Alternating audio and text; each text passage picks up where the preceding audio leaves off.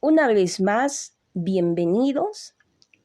Vamos a continuar con el tema número 10, ámbito de validez de la ley penal. A manera de introducción, vamos a decir que la norma, la ley penal, tiene su influencia y aplicación. Y para el ámbito de la validez, para que esta ley penal valga, tiene los diferentes ámbitos de validez, que son el espacial, el temporal y el personal. Ámbito de validez temporal. Esta se refiere al espacio-tiempo que debe valer legalmente. Hablamos de la vigencia, de su vida legislativa. Podemos decir que si nosotros, por ejemplo, un ejemplo, ¿no? Tenemos la Constitución Política del Estado actual, la cual la utilizamos y esta fue promulgada el año 2009. Entonces, su vigencia ingresa desde el año 2009, el mes de febrero, ¿no? Si nosotros utilizamos la Constitución Política de 1976, ahora, teniendo una Constitución Política vigente de 2009, esta no puede ser válida. ¿Por qué? Porque esta norma ha sido derogada. ¿Qué significa derogada? Dejar sin efecto una norma jurídica o cambiar parte de ella, ¿sí? Entonces, si la anterior norma de 1976 ya ha perdido su vigencia, su vida legislativa, ya no se la usa, porque ya tenemos otra, ¿no? Que siempre va a ser favorable, más favorable para nosotros. Ahora, ¿qué contempla lo que es que haya una nueva norma, ¿no? Una nueva ley? Desde la publicación, una norma va a iniciar con su vida legislativa hasta que es derogada por otra ley. Y decimos siempre que existe el principio de irretroactividad como el de ultraactividad, ¿no? Y de retroactividad. ¿Pero a qué nos referimos con esto? Una nueva norma tiene este ámbito se puede plantear por 4 situaciones cuando existe una nueva ley. Y es que la nueva ley crea un delito que antes no existía. La nueva ley deja de considerar como delito una conducta que antes era delictiva. La nueva ley impone la pena más severa que la anterior y, por último, la nueva ley impone una pena más benigna que la anterior. ¿A qué nos referimos con estos 4? Por ejemplo, en la primera, que, por ejemplo, antes no existía el delito de bigamia y ahora lo existe, ¿no? Antes no existía, antes de considerar como delito una conducta que antes era delictiva, ahora no se considera. Por ejemplo, el delito de adulterio. Antes sí se consideraba y ahora no.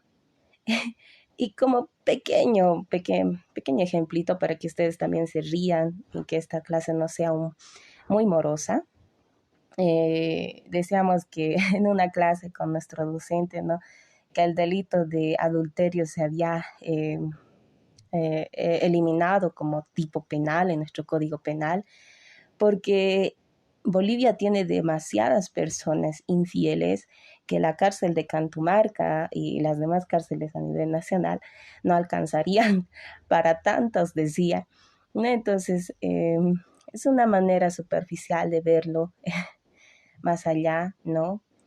Y bueno, la ley penal impone una pena más severa que la anterior. ¿A qué decimos severa? A que esta pena, por ejemplo, del delito de violación, antes en la anterior norma se le daba 10 años de privación de libertad y ahora se le da 30 años, ¿no? Incluso si hay agravante más, se le aumenta 1/3 más de la pena. Entonces, quiero que vean cuánto ha aumentado la cuantía, ¿no? Entonces ya es más dura la pena, por decirlo así vulgarmente. La nueva ley impone una pena más benigna que la anterior. Por ejemplo, en un delito de robo. Antes se le daba 5 años de detención preventiva, ¿no? Quiero que tomen en cuenta también que el delito de robo indica a que se le debe robar con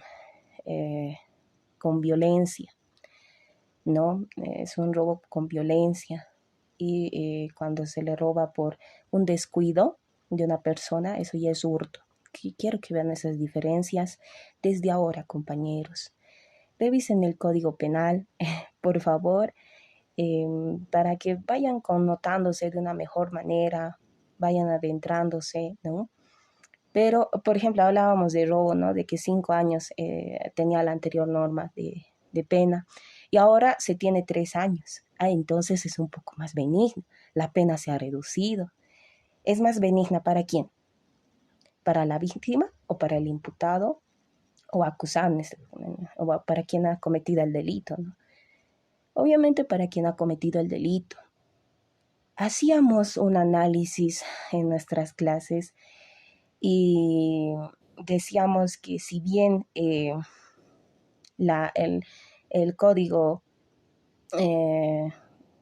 de procedimiento penal es más benigno, es más favorable por el principio de favorabilidad para quien comete el delito. No, estamos hablando que, por ejemplo, una mujer es golpeada físicamente y ella denuncia por el delito de violencia familiar, se le hace el proceso a al esposo que la habría maltratado, golpeado, incluso a causa de eso ella fue dañada físicamente, psicológicamente. Entonces es en ese sentido que por ser su primer delito de su esposo, la justicia boliviana nos dice en la norma del Código Procesal Penal que se le puede dar una salida alternativa, y eso es lo que pasa con él. Él sale con una salida alternativa, obviamente su abogado dice, no, es mi cliente, es una persona intachable, es un padre de familia, siempre trae dinero a la casa, es proveedor de la casa, es el único que trabaja, tiene tantos hijos, tiene 3 hijos, y así, etcétera, ¿no? Es el convencimiento del abogado. Y es en ese momento que sale con libertad y por ser el primer delito que lo van a analizar próximamente, el próximo año. Ya van a ver ustedes, no quiero adelantar, solo quiero que vean este ejemplo. ¿Y qué pasa con esto? El esposo va a casa con ese rencor, con ese enojo. Ella no golpea a la mujer. ¿Saben qué hace? La mata. Y ya es procesado por el delito de feminicidio. ¿Pero qué ha ocasionado eso? Si él hubiera estado allá lejano, nada de eso hubiera pasado. Si se le hubiera dado protección a esa mujer, nada de eso hubiera pasado. Entonces, yo quiero que este tema lo utilicen quizá para análisis de su monografía y que así analicen las clases. De eso se trata, de que ustedes analicen, futuros abogados. ¿Sí? Y bueno, continuando con el tema, nos referíamos a qué es retroactividad, a qué es ultraactividad, porque se configura a través de esas posibilidades que se plantea sobre la extractividad. La retroactividad es aplicar una ley que antes no estaba vigente cuando sucedió el hecho, ¿no? Y ultraactividad es aplicar una ley ya derogada es decir, más allá de su periodo de vida legislativa. Pero hay algo muy importante aquí porque la doctora nos decía en clase que la norma es irretroactiva. No podemos utilizar una norma nueva para un suceso anterior, ¿verdad? Esa es la irretroactividad. Así pues, también podemos hablar sobre el principio de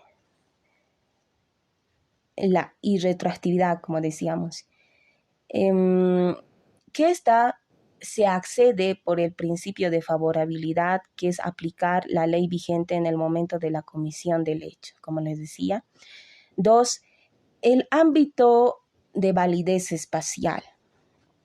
Esta es referida al espacio y territorio, donde es que va a tener valor legal la ley penal. Eso significa. Porque bien, nuestro código penal nosotros lo podemos utilizar aquí en Bolivia, pero no podemos utilizarlo allá en el Estado de México o en Argentina, por decir, ¿no? Entonces, quiero que tomen ese ejemplo. No lo que en Argentina es válido, aquí en Bolivia también es válido. Es distinto. Cada país tiene su distinta normativa, ¿no? Entonces, quiero que vean que también que ha sido demasiado coexistir diferentes ordenamientos penales de los estados, ¿no? Porque han ido viéndose que la comunicación y el transporte son muy fluidos últimamente. Es por ello que surgen muchos delitos, que generas dudas sobre el ordenamiento a utilizar o qué ley vamos a utilizar. No, es por eso que esta se utiliza a base de principios. ¿Por qué? ¿No? Quiero que vean que el transporte se utiliza mucho. Por ejemplo, si nosotros aquí en Bolivia, ¿no? Tenemos lo que es en el Chapare, la venta de droga, que usualmente lo hacen, vienen narcotraficantes a realizarlo y llevan de un país a otro. De Bolivia lo llevan a diferentes países. Como es la última noticia, que llevaron 9 kilos de droga, si mal no recuerdo, de Bolivia a España. Como verán, no sabemos a qué país vamos a ahora utilizarla, ¿no? O bien de España, o bien de Bolivia, ¿no? A eso se refiere. Y esto dice, se va a utilizar a base de los principios, y estos son el principio de territorialidad. ¿A qué se refiere este? Se refiere a que la ley penal se aplica en los delitos cometidos dentro del Estado o dentro de los lugares de su jurisdicción. Eso es lo que nos dice, según que,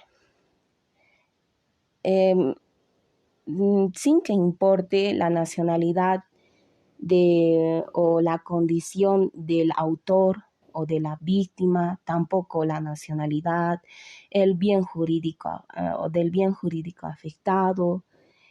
Entonces, estos delitos pueden ser el mar, las naves, aeronaves, tales lugares, hay tantos como etcétera, ¿no?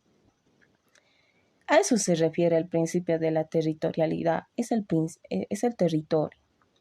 El principio personal o de la nacionalidad se determina por la nacionalidad de los sujetos que intervienen en el delito, ¿no? Esta, en cuanto a que la ley del Estado sigue al nacional donde quiera que vaya. Tenemos así también el principio de real o protección, de protección o defensa. Este ya es casi similar al anterior principio. En el anterior principio era la protección al nacional, ¿no? Al sujeto, ya sea autor o víctima. Ahora ya es en cuanto a la nacionalidad del bien jurídico protegido. Este es la nacionalidad de estos bienes, de los intereses nacionales. ¿De qué bienes jurídicos protegidos hablamos? De la organización, la preservación y actividades fundamentales del Estado. Eso es lo que va a proteger el Estado. Por último, tenemos el principio universal o cosmopolita. La ley del Estado tiene la eficacia, pero esta eficacia se encuentra en lo que se define con la nacionalidad del bien jurídico, pero esta extraterritorialidad es absoluta, de validez universal, se aplica en cualquier comisión del delito, se aplica en la nacionalidad del autor, en la del bien jurídico atacado, y esto se encuentra sujeto a tratados y convenios internacionales. Es así que, hablando un poquito más sobre esto, un claro ejemplo es que encontramos en lo que es la validez espacial. Es necesario, ¿no?, referirnos a la extradición.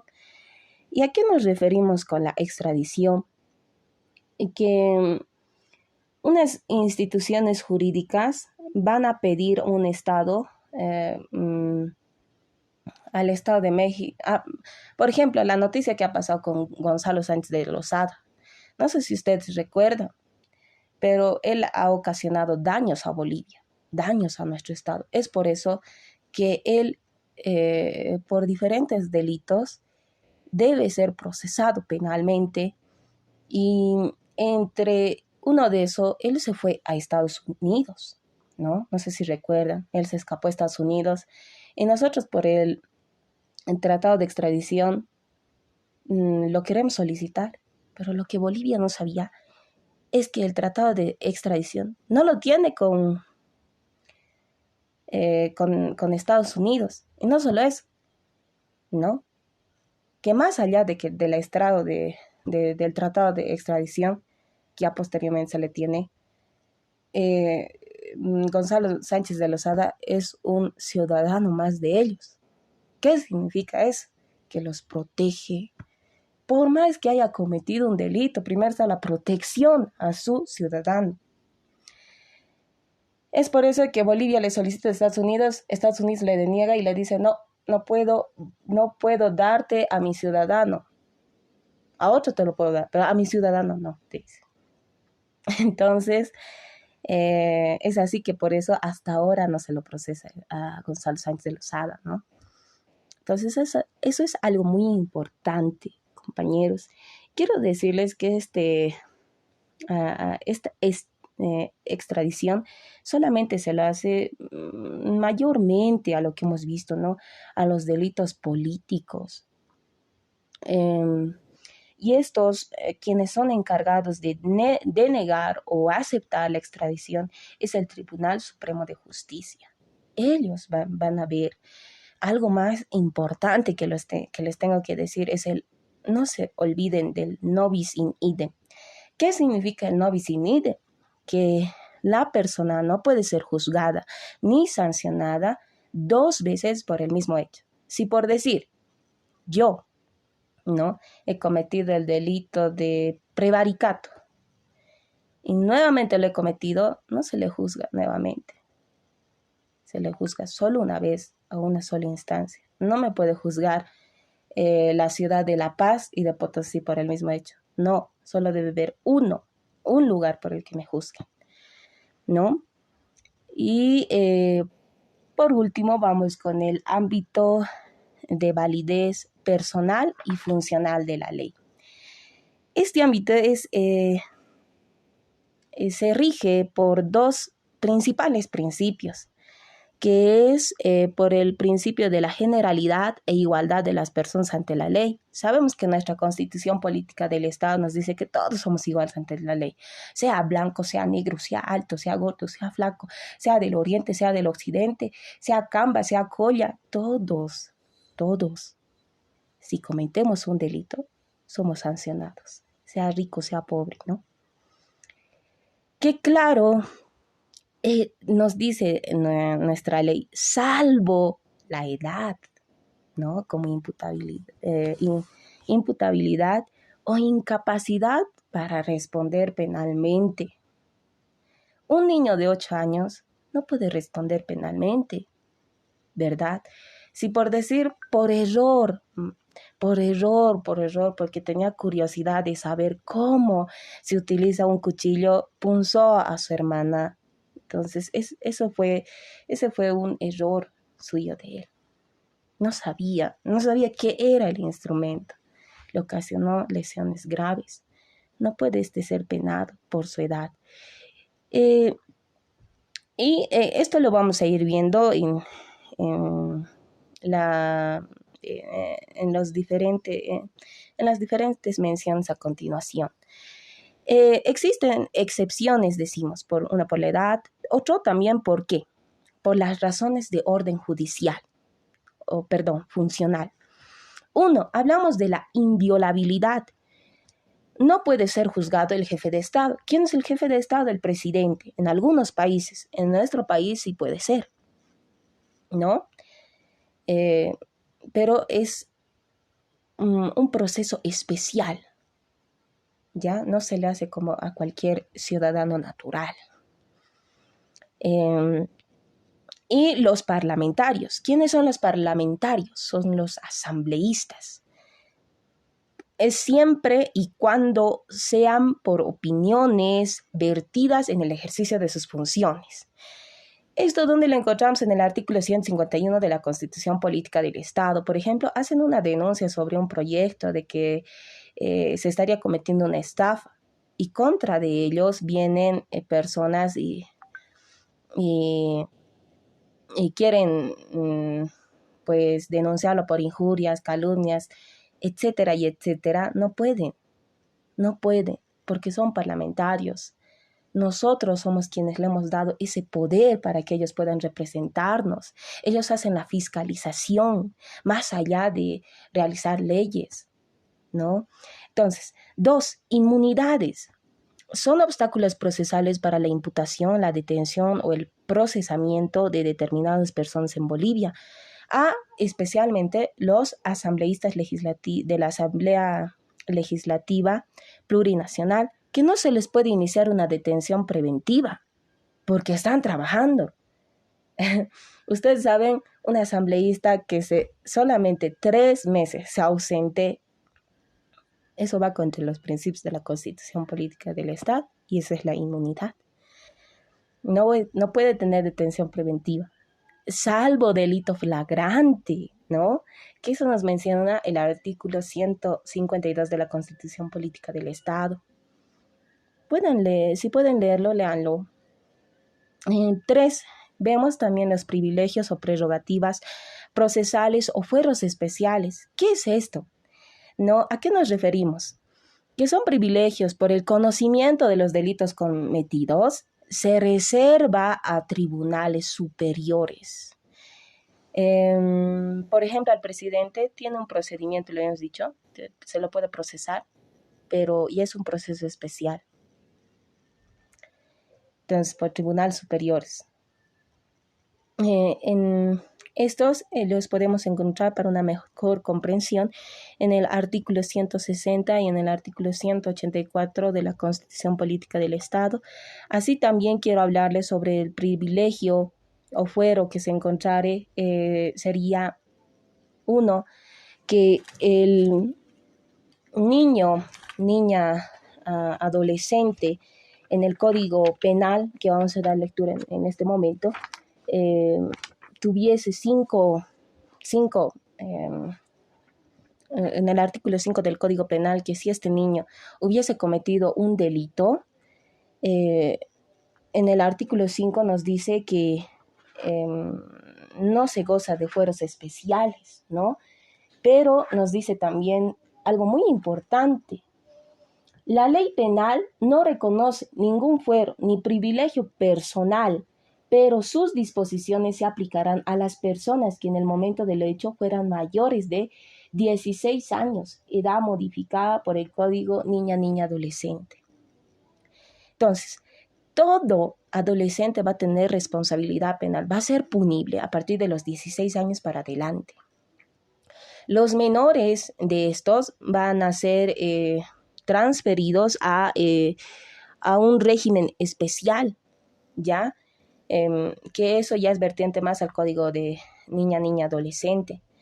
Y aquellos son los menores de 16 años, ¿no? Entonces, quiero decirles que ellos van a tener una educación más factible, van a tener más cuidado. No sé si conocen, pero por la Murillo es donde se los atiende a esos niños especiales que hayan cometido diferente tipo de delitos. Bien, espero que me hayan comprendido, compañeros. Culminamos este tema. Y bueno, muchas gracias por la atención.